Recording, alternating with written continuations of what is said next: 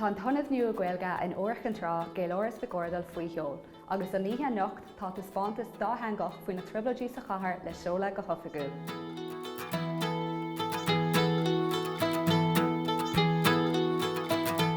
Onú scoil anseo sa bhliain míle achgéad is a dó, scoil in san chóras Lancaster ná Lancastrian schools, agus bhí siad scoil frotastúna go bhí gceist in riamh, so lán scoil a ryan seo go dtí an bhliain míle achgéad céagus a seacht nar na hanig na Braichrí Christi Uirc an Trá. Iné sin fuair tógalí tí grim ar an siomh anseo, thóg sé sin bungalow agus tá Virginia inar seasamh den cuid sin den bungalow inis. Well, seo cuid den stuff atá gin in san taisbantas, agus tá muid céim ragón muid buic den Heritage Lottery Fund a dégas na cófraí galanta seo, agus is féidir linn stuff atá luachhar a cineilt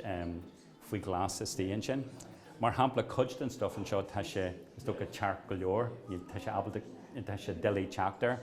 Tá carta ballreacht de NICRA, Northern Ireland Civil Rights Association, tá litreacha a scríú in Uirc an Trá ó na lua seachtúidí, feici tú agus ag nóí tú pillar pláisteach a níl siad thóseán sin. Tá stuff agin an seo ó na tradiisiún éagsúla ó tíh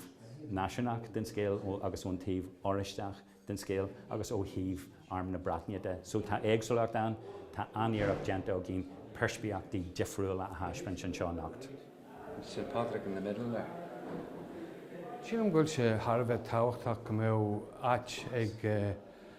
an pobl Gaeilge an seo ag digló hacht le céile, ag digló an teangaí a rins le daoine eile agus ag digló saothúlacht na Gaeilge a scapó agus tá áit sin an in san áras an seo tá siomraí an le haidh rangana agus be leorlan an agus be bailachan de ábhar a bhaineann le fás agus fóbairt na teangain seo a gcaitheamh na mblianta. Tá sé millteach táhachtach ar fad, ba cóir go méid an infrastructure seo ar fud na sé chun dé tá méid déanamh agus i gcuagáilú go generalta, so tá cultarlán acu i Nire,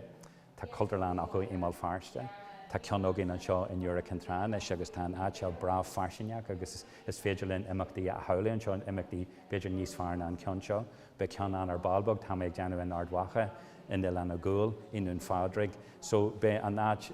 is tócha bracha le GaelAras